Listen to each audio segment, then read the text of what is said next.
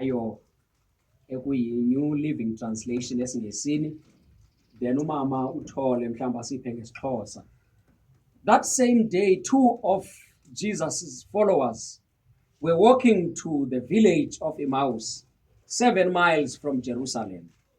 As they walked along, they were talking about everything that had happened. As they talked and discussed these things, Jesus himself suddenly came and began walking with them. But God kept them from recognizing him. He asked them, "What are you discussing so intently as you walk along?" They stopped short, sadness written across their faces. Then one of them, Cleopas, replied, "You must be the only person in Jerusalem who hasn't heard about all the things that have happened there the last few days." What things? Jesus asked. The things that happened to Jesus, the man from Nazareth. They said, "He was a prophet who did powerful miracles, and he was a mighty teacher in the eyes of God and all the people. But our leading priests and other religious leaders handed him over to be condemned to death, and they crucified him. We had hoped he was the Messiah who had come to rescue Israel. This all happened 3 days ago.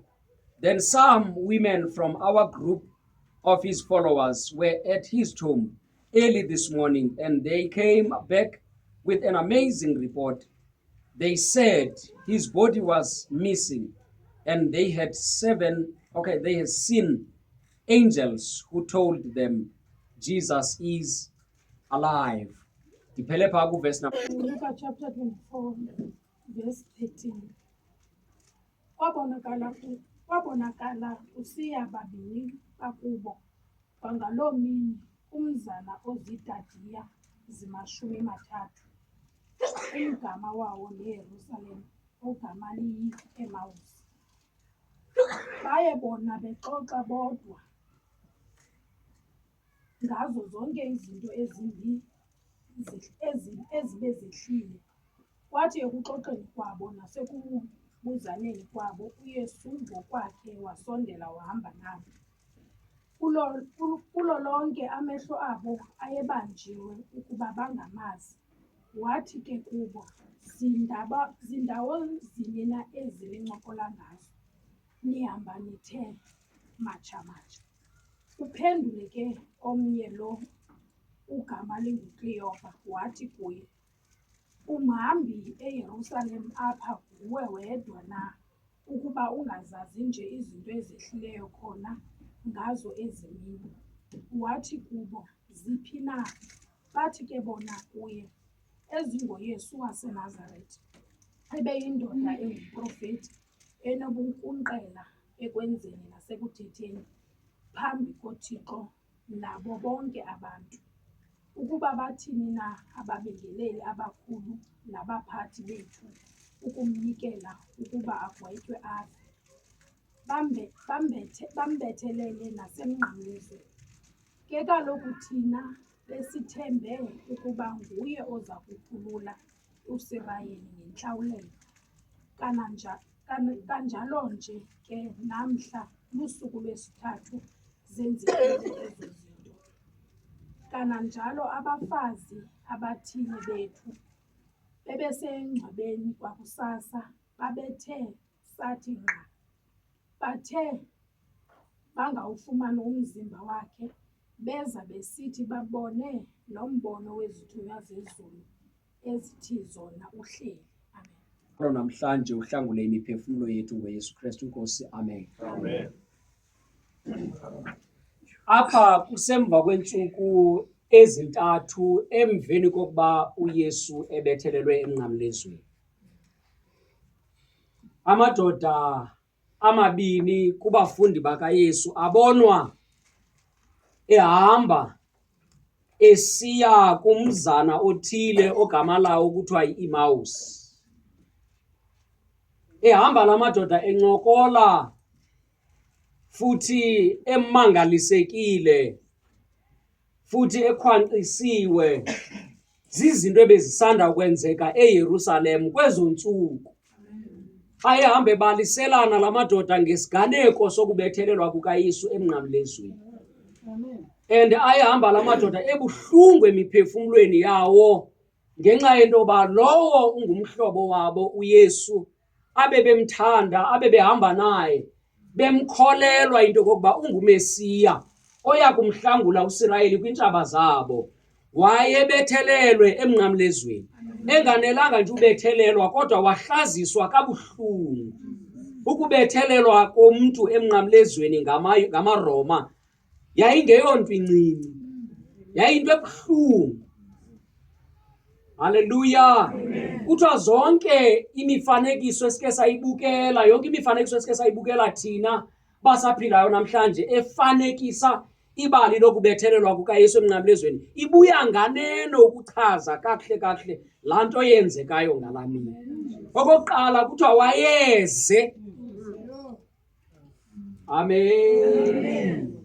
Okwesibini kuthiwa wayebethiwe ngohlobo lokokuba wawungena kumrecognize ubungu bakhe. Wayebethwe wade waqhwithwa neendevu. Wayebethwe wakrwelwa nasemqolo, iimbambo zingaphandle. Wayexhonywe emthini ejinga emnqamlezweni ebethelelwe apha kanye ekudibaneni kwesihlahla nesandla. Nto leyo nje yodwa it's a torture. Ukuze akwazi ukuba makajinge emnqamlezweni kwakufuneka amane xa ephefumla aphushe ngeenyawo. Nazo zabe zibethelelwe kanye apha ekudibaneni kwamalungu. Haleluya. So yayinto ebuhlungu into yokubethelelwa kukaYesu emnqamlezweni. Kuthiwa le nto yokubethelelwa komntu emnqamlezweni ithathwe ngamaRoma beyithatha kumaMedi awayekhona ngaphambili. Le nto yayiyindlela yokuthotsharisha umntu ade afe. And kwangathotsharishwa nje umntu nje, kwakujongwa oyena mntu kukholeleka into yoba uqalekisiwe, ulahliwe, akanabani, akathetheleleki, wenze okubi ngohlobo olungenawuthetheleleka. So babehlukunyezwe esi siganeko sokubethelelwa kukaYesu emnqamlezweni. Babesiya e-Emmaus. And kuthiwa i-Emmaus ngumzana ongaphandle kweYerusalem, about 11 kilometers ukusuka eYerusalem ukuya e-Emmaus. Haleluya. So babehamba bencokola bebaliselana okanye besetyisa ngezi zinto ezehlayo. Kuthiwa eli gama lithi Emmaus ligama lesiGrike elithatyathwe kwisiHebhere, kwigama lesiHebhere elithi Hamad, elithetha umthombo ompompozayo amanzi afudumeleyo. Umthombo ompompoza amanzi afudumeleyo. Thetha ukuthi eli gama lithi Emmaus, a warm spring, or the place of warm springs, indawo yemithombo efudumeleyo. Babesiya apho abafundi, and asilinikwa igama okanye asiwanikwa amagama abo kakuhle, sinikwa nje igama loyi-1 apha kubo, kodwa kuthiwa yayingababini kweli qela labalandeli bakaYesu. Kuthiwa lo simnikwayo igama lakhe nguKleopa. Nento yoba silinikwe igama likaKleopa yinto yoba nguye oqale waphendula kumbuzo ubuzwa yile ndoda abadibene nayo apha endleleni.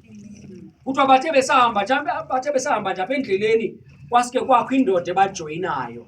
And iBhayibhile mna nawe iyasixelela uba loo ndoda yabajoyinayo nguYesu ovukileyo. Amen. But amehlo abo asithwa into yoba bangamqondi banguYesu lo. Amen. And njengoba behamba nje babehamba bencokola ngezi ziganeko zisanda kwenzeka. zokubethelelwa kukaYesu kabuhlungu kangaka emnqamlezweni. And njengoba behamba nje olu hambo lwabo, ndithanda ukuthi luhambo losizi, luhambo lodano, mhlawumbi kwakhona luhambo lokunikezela, ngoba xa beloko bencokola ithi iBhayibhile wathi awubabuza lo wesithathu wabajoyinayo into yoba zinto zini na ezi nincokola ngazo nithe matsha-matsha. Xa isithi nithe matsha-matsha ithetha ukuthi nithe khulubembe, lilusizi. Into le nithetha ngayo ibuhlungu kangaka, nide nibe lusizi ngolu hlobo. Kwathiwa ingaba ungumhambi wedwa eYerusalem, le nto ungayivanga into esanda kwenzeka. uYesu indoda ibinamandla, indoda ibisenza imimangaliso phambi kwabantu naphambi koThixo, indoda ibithetha inyaniso ebesicinga uba ngumesiya oya kusikhulula, ibethelelwe emnqamlezweni.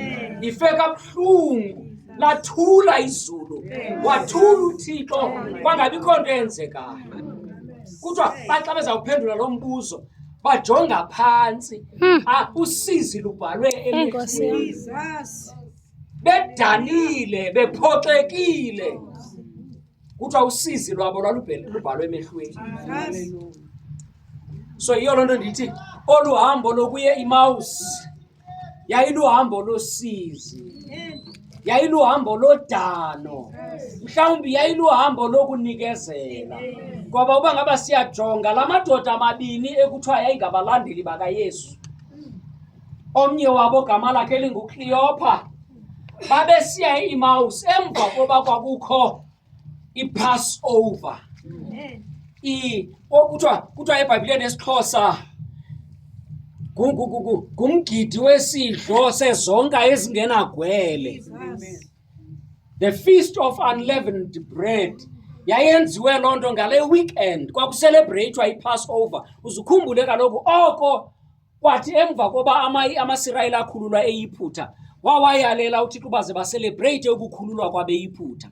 And xa beselebreyitha ukukhululwa kwabeYiphutha, indlu nendlu yayibhaka isonka esingenayisti, kubekwe neziqhamo ezikrakra zokubakhumbuza ngengcinezelo yakwaFaro. So uYesu wabethelelwa emnqamlezweni malunga nelo xesha. So ngelaa xesha uYesu wabethelelwa emnqamlezweni, kwakusuke abantu abanintsi kwiindawo ngeendawo beseYerusalem bezoselebreyitha iPassover. Hallelujah. Then ngoxa behamba, mhlawumbi babehamba bebuyela kumawabo emva kwePassover, mhlawumbi babehamba besiya eEmausi kuba iEmausi yayilikhaya labo, yayimvelaphi yabo. But kwinto ephinda imangalise kweli bali, bashiya abanye abafundi eYerusalem, bayahamba aba babini bencokola ngeziganeko ezisanda kwenzeka, baphuma from kwigroup yabanye abafundi. Kutheni abanye abafundi bengakhange babe bahambile nje bona? Mhlawumbi kunokwenzeka into yoba ababuyeli nje kumawabo, kodwa bayanikezela, badanile, baphoxekile, babuyela kumawabo kuba le nto engoYesu ayibenzela nganto. And eli themba labo lixhonyiwe emthini, wathula uThixo wanganqandi kwenziwa ububi emntwini olungileyo, lathula izulu. So babebhidekile apha ezingqondweni, babephoxekile emiphefumlweni uba kungenzeka njani into yoba umntu olungileyo lilungisa abulawe ngabantu abangendawo kabuhlungu kanje. Ingaba iyakwazekani into yoba uthi ulungile kwenziwe okungalunganga kuwe? And iyakwazeka. So babedanile. Mhlawumbi eminye yemibuzo ababenayo ezingqondweni nasemiphefumlweni kumbuzo othi, how come that uThixo angayiyekela abantu abakholose ngaye nabathetha ngaye? Kutheni uYesu eyekelwe wathi wabulawa kabuhlungu kanje?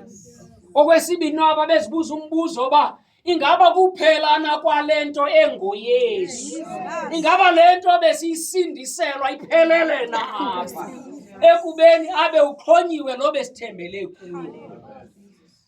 ingaba lento insindiso iphelela ebuhlungwini obunje. Babenikezela, babenikezela, babejika, bencama, belahla ngenxa babephoxekile emiphefumulweni yabo. Mamela xa bephendula le ndoda ibajoyinileyo yesithathu. Haleluya. Bathi uYesu waseNazarethe, indoda ebililungisa inobunkunkqele phambi koThixo naphambi kwabantu, ebesinethemba lokuba uyahlangula amayuda kwintshaba zabo. Ubethelelwe kabuhlungu ziinkokheli zethu nangababingeleli, bethelwe kabuhlungu. So babedanile. But mamela kwi-statement sabo kwakhona bathi, abathile kuthi bavuke ekuseni namhlanje baya engcwabeni beza neendaba ezithi umzimba ufumaneke. Naleyo into ubonisa into yoba la madoda ayephoxekile, ayibakhumbuza into yoba wayetshilo into yoba uzawuvuka ngolwesithathu usuku. Abakhumbuli tu, ingxaki yabo bahleli nje kolu sizi lokubethelelwa. How come that singehlelwa into ebuhlungu kanje? And uzukhumbula into yoba emveni koba uYesu ebulewe kwakusithiwa nangabo abalandeli bakaYesu bazawutshutshiswa. Ukhumbula uba kwaprofethi uYesu wathi uya kubethwa umalusi, zithi sathi. So babeqalisa ke ukuthi emveni koba kubethwe umalusi. And into emangalisayo nansi kubantu abakholwayo, isiprofeto siyalibaleka mhla kunzima. Into uYesu wayebafundise ngazo babezilibele ngoku, ngoba babegxile kule nto yoba babone kakubi. Bazalwane, ihambo yethu noYesu ihamba isifake kwiimeko zodaba, isifake kwiimeko zosizi, isifake kwiimeko ezibuhlungu, kodwa ingathethi ukuthi loo nto uThixo usilahlile. Hallelujah. Jesus. Yandivana bazalwane? Amen. Yabona le hambo yethu noThixo ihamba isifake kuphoxweni, ihamba isigqithise kwiimeko zokufa. uDavid uthi noba ngaba ndiyahamba emfuleni wethunzi lokufa, andisayikoyika bubi ngokuba unam wena. So uhamba uthi xa kasigqithise kwiimeko zodana, uvuba ndidanile yazi. Bendinga-expectanga uba izinto zawuphuma this way, ngoba siphile emhlabeni phakathi kwabantu abangagqibelelanga nathi singagqibelelanga. And loo nto ayithethi ukuthi uThixo akagqibelelanga. Loo nto ayithethi ukuthi uThixo yena akanyanisekanga kwizithembiso nakumadinga wakhe. So babefike kuloo meko and they were about to throw in the towel. Babekufutshane nokulahlela itawuli besithi le nto yensindiso ayisebenzelanga thina. Mhlawumbi basebenzela ootata uBhoyi kodwa mna ayindisebenzelanga. Babejika bedanile ngoba babone uYesu ebethelelwa kabuhlungu, eluhlazo phambi kwabo bebukele. Uthatha umhlabeleli usizi nalo lumi lodwa, iintlungu nazi zimi zodwa emnqamlezweni.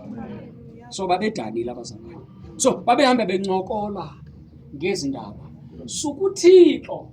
Ngexesha bacinga into yoba uThixo ubayekele izinto ezibuhlungu zenzeka, suka wabajoyina apha endlini. And wathi abekubajoyineni wafuna ukuva into yoba bathetha ngantoni bekhathazekile nje. Uyazi uThixo uyakhathala ngenkathazeko yakho. Andikhathali ungeva kabuhlungu kanjani endleleni yobomi, ungaze umsole uThixo, ungaze umgxeke uThixo, ungaze uqalekise uThixo. uThixo akalotshaba lomntu, never ever. Sewukholwa nje ungaze noba kungabuhlungu njani, ungaze unikezele uThixo, ungaze umncame uThixo, ungaze umlahle uThixo. ungazi unikezele ngensindiso uThixo akwenzeleyo. Ungazi unike noba ngaba buhlungu nje, you rather die kuye kunokuba usuke kuye. La madoda ayikhala, ayisimka, ayisiye iMaus, eyokhalele iMaus, eyozinikezela kwimeko. Ukuyibona nto ncama uqonda uba mayehle yehlayo, andisakhathali noba ngubani ondibonayo, noba ngubani owayendazi, ndiyayiyeka mna loo nto. Ngaba ifike kuloo ndawo, kodwa wasuka uYesu wahamba nabo apha endleleni, wababuza ngoba ubona inhliziyo.